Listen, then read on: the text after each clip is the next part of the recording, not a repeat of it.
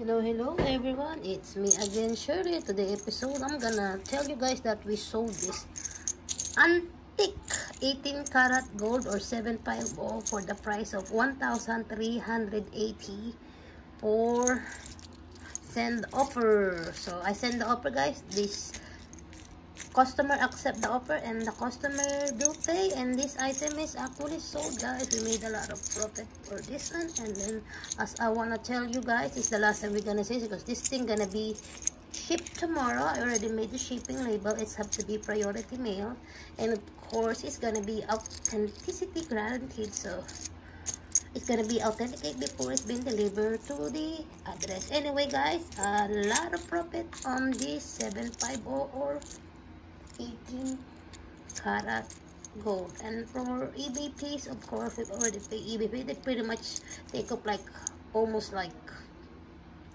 I'll say they take up actually less than $300, like 200 something, but I'll let you know guys later. I have the copy. Anyway, guys, thanks for watching. As I said, always watch out for gold. This is more of antique, as you guys can see all of those. It's very detailed piece, guys.